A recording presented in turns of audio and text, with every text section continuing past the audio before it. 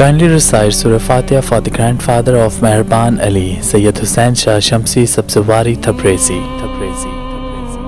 یہ جو زمین جس پہ انسان رہتے ہیں، اس زمین پہ اللہ نے ہزاروں سے اپنے نیک بندے بھیجے جنہوں نے علم، حلم اور حکمت سے انسان کے نزدیک فہم کی راہ بخشی۔ ان میں استادوں کے استاد، اماموں کے امام، سخیوں کے سخی امام جعفر صادق علیہ السلام اپنا ایک ایسا مقام رکھتے ہیں جس کو پوری دنیا جھک کے سلام کرتی ہے۔ امام جعفر صادق علیہ السلام کی آمد 17 ربیع الاول 83 ہجری بمطابق 20 اپریل 702 عیسوی جمعرات مدینہ پاک میں ہوئی۔ آپ کے والد گرامی کا نام امام محمد باقر جو امام حسین علیہ السلام کے پوتے تھے، اور آپ کی والدہ محترمہ کا نام بی بی ام فرواہ تھا۔ جب آپ کی ولادت کے دن قریب آنے لگے تو امام علی زین العابدین نے یہ فرمایا کہ ان قریب اللہ مجھے ایسا پوتا دے گا جو لاکھوں لوگوں کو علم دے گا، اور اس کے علم سے قیامت تک دنیا فیض حاصل کرے گی۔ بس جیسے ہی آپ کی آمد کا دن آ پہنچا، آپ کا نزول ہوا، تو امام علی زین العابدین نے آپ کو گود میں اٹھایا اور آپ کی پیشانی کو چوم کے یہ کہا کہ کل اللہ کے رسول میرے نانا میرے خواب میں آئے تھے اور انہوں نے فرمایا کہ میں اپنے اس پوتے کا نام جعفر رکھوں، ایسا دریا، ایسی ندی جو سب کو سیراب کرتی ہو۔ آپ بچپن سے ہی علم سے محبت کیا کرتے تھے اور اپنے دادا علی زین العابدین کے ساتھ بیٹھ کے مختلف علوم کے درس سنا کرتے تھے۔ آپ نے بچپن سے ہی ہر سوال کا جواب قرآن کی آیات سے دینا شروع کر دیا۔ امام زین العابدین یا امام محمد باقر کے پاس جب کوئی مسئلہ آتا تھا تو آپ کے بابا اور آپ کے دادا مسکرا کے کہا کرتے تھے، اس چھوٹے سے مسئلے کو تم ہمارے چھوٹے سے جعفر سے پوچھو۔ آپ کا جواب ہر انسان کی روح تک پہنچ جاتا تھا، اور آپ کی اسی صفت کو دیکھتے ہوئے لوگوں میں آپ کا لقب صادق مشہور ہونے لگا۔ اس دور مسجد نبوی میں آپ کے بابا امام محمد باقر علیہ السلام ایک مدرسے کا بنیاد رکھ چکے تھے، دنیا دار حکومت سنبھال رہے تھے اور آل رسول دین کے فرائض انجام دے رہے تھے۔ آپ کی عمر مبارک ابھی 15 سال تک ہی پہنچی تھی کہ اتنی دیر میں آپ کے دادا امام علی زین العابدین دار الفنا سے دار البقا کی طرف کوچ کر گئے۔ آپ کے دادا کی شہادت کے بعد آپ نے اس مدرسے کی ذمہ داریوں میں اپنے آپ کو اور بھی مصروف کر دیا۔ آپ دن کو ہمیشہ روزے میں رہا کرتے تھے اور کبھی بھی کسی نے آپ کو مصروفیات کے بغیر نہیں دیکھا۔ یا درس دیتے تھے، یا لکھتے تھے، یا پڑھاتے تھے، یا خطبہ دیتے تھے، یا بیان کرتے تھے۔ جب تمام شاگرد مسجد نبوی سے علم حاصل کر کے چلے جاتے تھے تو آپ ساری رات اللہ کی عبادت میں مصروف رہا کرتے تھے۔ آپ کی عمر مبارک ابھی 31 سال ہی تک پہنچی تھی کہ آپ کے بابا امام محمد باقر علیہ السلام کو عباسی خلفاء نے شہید کر دیا۔ اپنے بابا اور اپنے دادا کی شہادت کے بعد مدرسے کی پوری ذمہ داری آپ کے سر آ پڑی۔ بس سارا دن مختلف علوم پہ آپ درس دیا کرتے تھے، یہاں تک کہ آپ کا مدرسہ پورے حجاز میں مشہور ہونے لگا۔ لوگ دور دور سے آتے تھے اور مختلف علوم حاصل کیا کرتے تھے۔ آپ کے شاگردوں میں امام مالک، امام ابو حنیفہ، امام عاصم، حضرت سفیان ثوری، عمر بن عبدالعزیز، حضرت با یزید بستامی، حضرت ہشام الحکم، حضرت جابر بن حیان اور بھی ایسے شاگرد آپ کے یہاں پڑھتے تھے جنہوں نے آپ سے پڑھ کے زمانے کو روشن کر دیا۔ آپ ہزاروں علوم پہ عبور رکھتے تھے۔ آپ سے پہلے علم طب، جس کو میڈیکل سائنس کہتے ہیں، پڑھانے کا رواج نہیں تھا۔ لوگ یہ سمجھتے تھے کہ بیمار کو دیکھنا یہ بھی کوئی عزت والا کام ہے۔ امام جعفر صادق علیہ السلام فرماتے تھے، انسان کا علاج کرنا ایک عظیم عبادت ہے۔ آپ نے اپنے مدرسے میں میڈیکل سائنس کی اس طرح سے تعلیم دی کہ آج تک لوگ میڈیکل سائنس پڑھ کر ڈاکٹر بنتے ہیں اور امام جعفر صادق علیہ السلام کے نقش قدم پہ چل کے ہزاروں بیماریوں کا علاج کرتے ہیں۔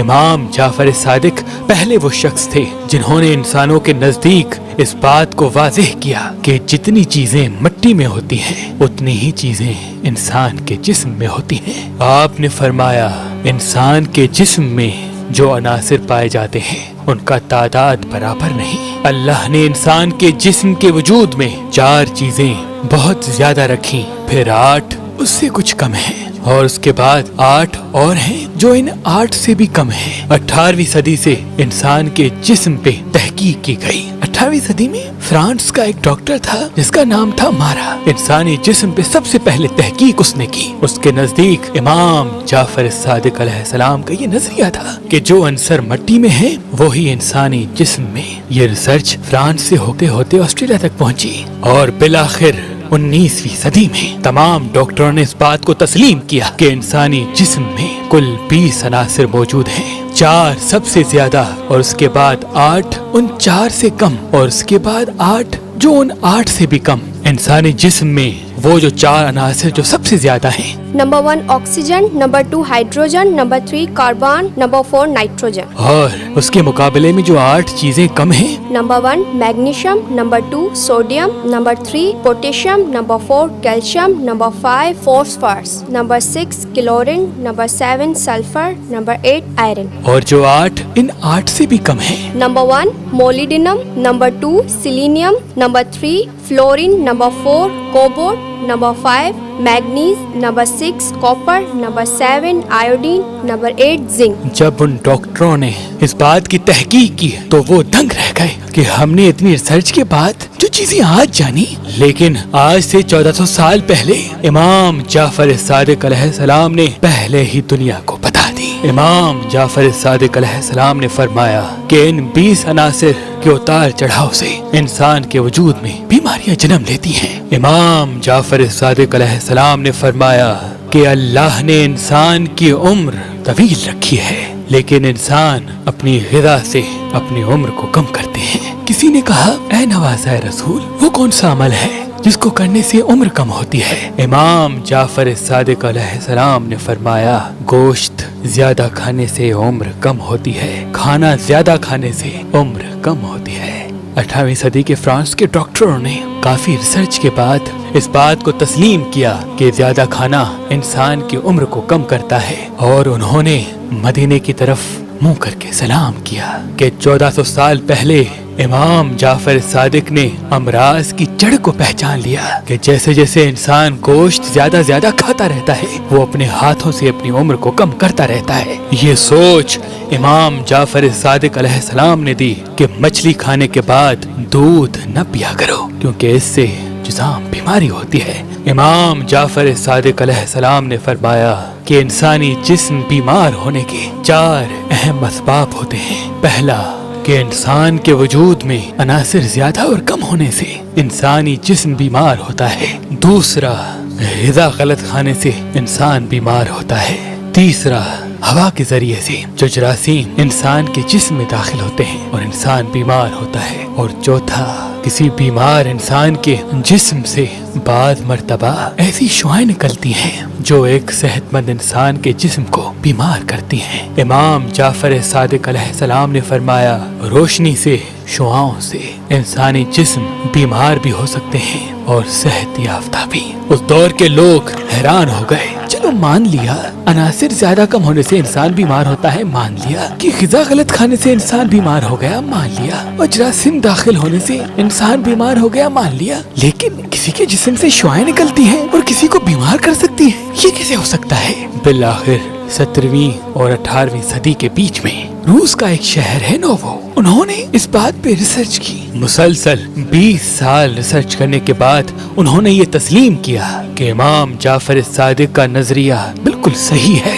بعض مرتبہ انسان کے جسم سے کچھ الٹرا وائلٹ ایسی ریزز نکلتی ہیں जो सेहतमंद इंसान को भी बीमार कर देती हैं, क्योंकि इंसानी जिस्म सेल्स का बना हुआ है। बीमार इंसान की शुआएं इन सेल्स पे असर करती हैं और यूं इंसान बीमार होने लगता है। और फिर अमेरिका में एक रिसर्च सेंटर कायम किया गया कि उन बीमारियों का पता लगाया जाए कि जो इंसान के जिस्म से निकली हुई शुआओं के सबब होती है। तो इस पे डॉक्टर जॉन मॉन्ट ने एक किताब लिख दी कि वाकई काफी रिसर्च के बाद हम इस नतीजे पे पहुंचे कि इंसान के जिस्म की शुआएं भी सामने वाले सेहतमंद इंसान को बीमार करती है, जो आज से सैकड़ों साल पहले मुसलमानों के इमाम जाफर सादिक ने इंसानों को बता दिया। और इस नतीजे को बेस बना के उन्होंने रोशनी के वसीले से इंसानी जिस्म का इलाज करने की भी शुरुआत की और वहीं से शुआओं से इलाज करना शुरू हो चुका। इमाम जाफर सादिक अलैहिस्सलाम ने फरमाया कि इंसान को अपने माहौल को आलूदा नहीं करना चाहिए, क्योंकि इससे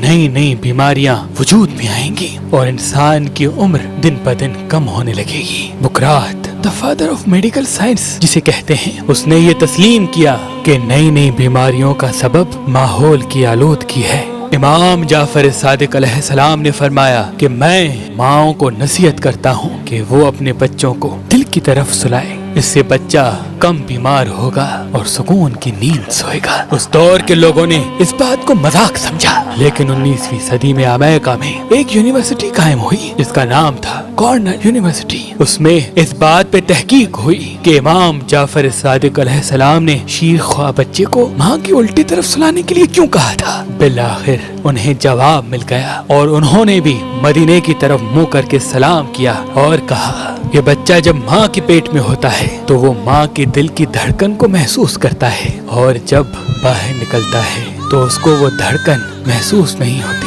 तो बेचैन रहता है। अगर बच्चे को माँ के दिल के करीब सुलाया जाए तो वो वही धड़कन जो उसे पेट में सुनाई देती थी उसे महसूस करेगा और इत्मीनान से सोएगा और यूं बच्चा बीमारियों से दूर रहेगा, सुकून की नींद पाएगा। इमाम जाफर सादिक अलैहिस्सलाम से पहले अरस्तु की इस सोच को समझते थे कि ये दुनिया 4 अनासिर पे मबनी है, मिट्टी, पानी, हवा और आग। लेकिन इमाम जाफर सादिक अलैहिस्सलाम ने फरमाया कि अरस्तु इतना बड़ा साइंसदान होने के बावजूद भी एक बहुत बड़ी गलती कर गया। दुनिया जिसको अनसर समझती है, असल में ये अनसर नहीं बल्कि अनासिर का मजमुआ है। मिट्टी में भी अनासिर है, हवा में भी अनासिर है, पानी में भी अनासिर है, आग में भी अनासिर है। उस दौर के लोगों ने इस बात को मजाक समझा, लेकिन 18वीं सदी में एक साइंटिस्ट जोसेफ ने इस बात को साबित किया कि उन्होंने सच कहा। इमाम जाफर सादिक अलैहिस्सलाम ने फरमाया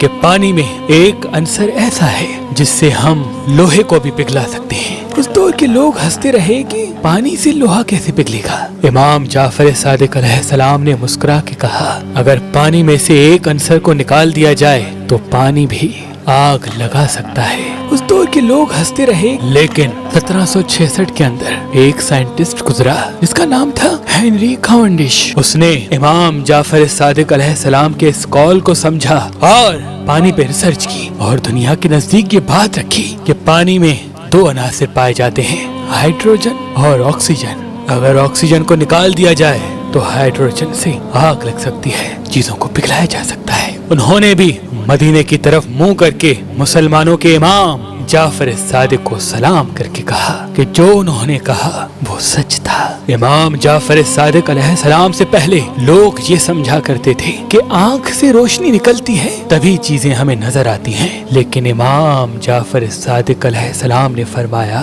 आंखों से रोशनी निकलती नहीं बल्कि चीजों पे जो रोशनी लगती है उस रोशनी के अक्स को आंख महफूज करती है और उस वक्त वो अक्स उल्टा होता है। इंसान का दिमाग उस अक्स को सीधा करके दिखाता है। लोग इस बात का मजाक उड़ाते रहे, लेकिन ऑक्सफोर्ड यूनिवर्सिटी के एक साइंटिस्ट रॉगन बिगन ने इस बात को तरजीह दी कि मुसलमानों के इमाम कहते थे कि आंख से रोशनी निकलती नहीं बल्कि आंख जो चीजों पे रोशनी पड़ती है उसका अक्स दिमाग तक पहुंचाती है। तो जब इस सोच पे काम किया गया तो 1608 में इस नजरिए को परखा और ये समझा कि अगर आंख और दूर की चीजों के बीच में कोई ऐसी चीज रखें जो दूर की चीजों और आंख के दरमियान रखने से दूर की चीजों पे पड़ती हुई शुआएं आंख तक वाज़ेह हो تو ایسے انسانی آنکھ دور کی چیز قریب ہوتے ہوئے دیکھ سکتی ہے، اور بالآخر انہوں نے منزل پالی اور اس بات کو تسلیم کیا۔ امام جعفر صادق علیہ السلام نے فرمایا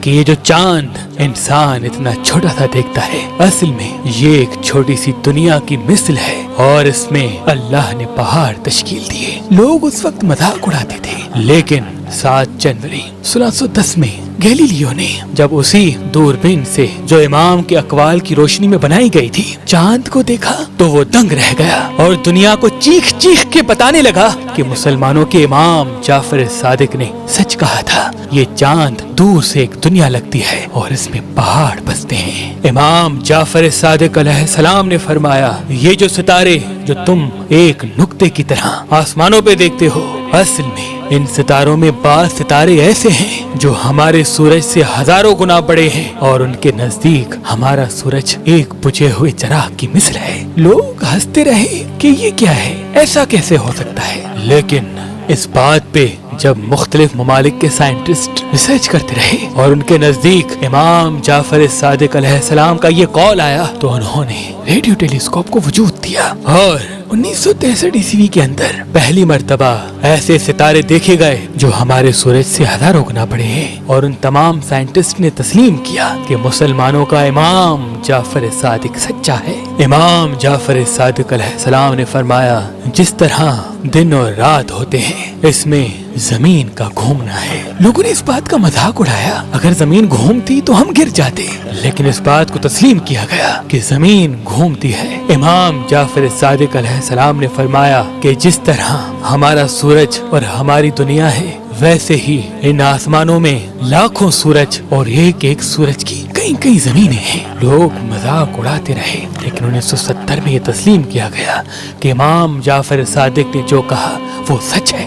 امام جعفر صادق علیہ السلام نے فرمایا کہ کائنات کی ہر چیز حرکت کرتی ہے۔ لوگوں نے اس دور مذاق سمجھا کہ پتھر پڑا ہے کیسے حرکت کر رہا ہے، یہ چیزیں رکھی ہوئی ہیں کیسے حرکت کر رہی ہیں، لیکن جے تھامسن، نیم بوہر اور مختلف سائنٹسٹ نے اس بات کو پروف دیا کہ جو امام جعفر صادق نے فرمایا وہ سچ ہے۔ ہر جاندار اور بے جان چیزوں کے بیچ میں الیکٹرانز اور پروٹون حرکت کرتے ہیں۔ ایٹن کول پر 1972 میں جب اس نے ہیبرو یونیورسٹی میں تدریس شروع کی تو اس نے امام جعفر صادق علیہ السلام کے لیے یہ کہا کہ انہوں نے 400 ایسے شاگرد دنیا کو دیے جنہوں نے پوری دنیا میں علم پھیلایا۔ اگر وہ 400 شاگرد نہ ہوتے تو آج یہ دنیا اس جگہ نہ ہوتی جس جگہ آج ہے۔ آپ کی سخاوت کا عالم یہ تھا کہ خود بھوکے رہ کے دوسروں کا پیٹ بھرنا آپ کی عادت تھی، اور آپ کے اخلاق کا عالم یہ تھا کہ ایک مرتبہ آپ کے گھر میں آپ کے کنیز کے ہاتھوں سے آپ کا بچہ گر گیا اور وہ گر کے مر گیا۔ امام جعفر صادق علیہ السلام جیسے ہی گھر میں داخل ہوئے، اس کنیز نے امام کے چہرے کو دیکھا۔ امام نے جیسے ہی کنیز کے چہرے پہ خوف دیکھا، فوراً کہہ دیا، اے میری کنیز، میں نے تمہیں آزاد کیا۔ کنیز قدموں میں گر کے کہنے لگی کہ اے میرے مولا، میں نے آپ کا بچہ مار دیا اور آپ مجھے آزاد کر رہے ہیں۔ امام جعفر صادق علیہ السلام نے فرمایا، اے عورت، یاد رکھنا زندگی اور موت اللہ کے ہاتھ ہے، لیکن تمہارے چہرے پہ جو خوف ہے اس کا یہ کفارہ ہے کہ تمہیں آزاد کیا جائے۔ جاؤ، میں تمہیں آزاد کرتا ہوں۔ لوگوں کے دلوں میں امام جعفر صادق علیہ السلام کی محبت بڑھنے لگی۔ اس دور دنیا کے تمام عالم سے جب کوئی پوچھتا تھا کہ تم نے یہ علم کہاں سے سیکھا تو سب یہ کہتے تھے، ہم نے یہ علوم نواسائے رسول امام جعفر صادق علیہ السلام سے سیکھے۔ آپ کے لیے حضرت ابو حنیفہ فرماتے ہیں کہ اگر میں 2 سال امام جعفر صادق علیہ السلام کا شاگرد نہ ہوتا تو آج یہ نعمان امام اعظم نہ ہوتا۔ آپ کی شہرت و عزت بڑھتے ہوئے دیکھ کے عباسی خلفاء اور بھی حسد کرنے لگے کہ بادشاہ ہم ہیں، حکومت ہماری ہے، لیکن لوگ ان پھٹے پرانے کپڑے پہننے والے آل علی آل فاطمہ کی عزت کیوں کیا کرتے ہیں؟ تو بس یوں سادات پہ کھلم کھلا ظلم شروع ہو گیا. سادات کو قتل کرنے کا سلسلہ قائم ہو گیا. امام جعفر صادق علیہ السلام کے مدرسے پہ پابندی لگا دی گئی اور امام جعفر صادق علیہ السلام کے شاگردوں کو خرید کیا گیا. جہاں جہاں جو سید ملتا تھا اس کا سر تن سے جدا ہوتا تھا اور یوں سید و سادات نے حجاز چھوڑنا شروع کر دیا. کوئی سندھ کی طرف رواں ہوا تو کوئی خراسان کی طرف، اور وہاں وقت کے بادشاہ نے یہ حکم نافذ کروایا کہ جو امام جعفر صادق سے ملے گا وہ اپنی موت کا ذمہ دار خود ہے. اور امام جعفر صادق علیہ السلام کے شاگردوں سے شریعت محمدی میں ترامیم کی گئی. تاریخ نے لکھ دیا کہ اس دور سے پہلے نماز کا طریقہ ایک تھا، نہ کوئی فرقہ تھا نہ کوئی مسلک تھا. اس دور کے بعد کچھ لوگ امام جعفر صادق علیہ السلام کے مسلک اور بتائی ہوئی شریعت کے اصول جو انہوں نے اپنے نانا سے سنے ان پہ عمل کرتے تھے، تو کچھ وقت کے بادشاہ کے جو درباری امام تھے ان کی بتائی ہوئی شریعت پہ عمل کرتے تھے، اور تبھی سے مسلک اور فرقوں کے بننے کا آغاز ہو گیا. بعض مرتبہ منصور نے آپ کو قتل کروانا چاہا. ایک مرتبہ اس نے امام جعفر صادق علیہ السلام کو اپنی دربار میں طلب کیا اور سب سے کہا کہ جب امام جعفر صادق میرے محل آئے کوئی اس کی تعظیم نہیں کرے گا، کوئی اس کو سلام نہیں کرے گا، ہم اس کی توہین کریں گے. لیکن جیسے ہی امام جعفر صادق علیہ السلام وقت کے بادشاہ کے محل میں داخل ہوتے ہیں وہ خود اپنی جگہ سے اٹھ کے امام جعفر صادق علیہ السلام کا ہاتھ چوم کر اپنے تخت پہ نواسۂ رسول امام جعفر صادق کو بٹھاتے ہیں. جب حد سے زیادہ گھبراہٹ منصور کے وجود پہ حاوی ہوئی تو اس نے پانی طلب کیا. منصور کا غلام جب پانی لے کے آیا تو امام جعفر صادق نے کہا رکو اے بادشاہ کہلانے والے، بتاؤ اگر تمہیں فی الوقت یہ پانی نہ ملے تو تم کیا کرو گے؟ تو اس نے کہا میں کیسے بھی کر کے پانی حاصل کروں گا. امام جعفر صادق علیہ السلام نے فرمایا بتاؤ اگر اس وقت تم اس پانی کی قیمت لگاؤ تو کیا قیمت لگاؤ گے؟ اس نے کہا میں اپنی آدھی دولت دینے کے لیے تیار ہو جاؤں گا. امام نے کہا پانی پی لو. اس نے جیسے ہی پانی پیا امام جعفر صادق علیہ السلام نے فرمایا اے بادشاہ کہلانے والے، بتاؤ اگر یہ پانی جو تم نے ابھی پیا تمہارے جسم سے باہر نہ نکلے اور ناسور بننے لگے، بیماریاں ہونے لگے تو تم کیا کرو گے؟ تو اس نے کہا میں کسی حکیم کو بلاؤں گا اور کہوں گا میرا علاج کر. امام نے کہا اس کی کیا قیمت لگاؤ گے؟ اس نے کہا میں اپنی آدھی دولت دے دوں گا. امام مسکرا کے فرمانے لگے اے بادشاہ کہلانے والے، دیکھ ایک انسان کی اوقات کیا ہے. تمہاری یہ پوری دولت صرف اس تھوڑے سے پانی جتنی ہے. تم نے آدھی دولت پانی پینے میں ختم کر دی اور آدھی دولت پانی نکالنے میں. پھر بھی تو تکبر کرتا ہے، پھر بھی تو اپنے آپ کو بادشاہ سمجھتا ہے. تیری قدرت تیرے جسم پہ نہیں اور تو زمین کی بات کرتا ہے. انسان کے لیے بہتر یہ ہے کہ وہ اپنے آپ کو حقیر سمجھے. جب بے انتہا عباسی خلفاء جلنے لگے تو انہوں نے امام کو زہر دلوایا. بعض مرتبہ زہر دینے کے بعد بالآخر 15 شوال 148 ہجری بمطابق 14 دسمبر 765 عیسوی میں انگور میں زہر دینے کے سبب آپ دارالفنا سے دارالبقا کی طرف کوچ کر گئے اور انسانوں نے اپنے ہاتھوں سے علم کا یہ دروازہ بھی اپنے لیے بند کر دیا، اپنے لیے بند کر دیا، اپنے لیے بند کر دیا. آج بھی پوری دنیا اس رسول اللہ کے نواسے کو دنیا کا سب سے عظیم سائنٹسٹ تسلیم کرتی ہے. سلام ہو نواسائے رسول، اماموں کے امام، امام جعفر صادق پر، امام جعفر صادق پر، امام جعفر صادق پر.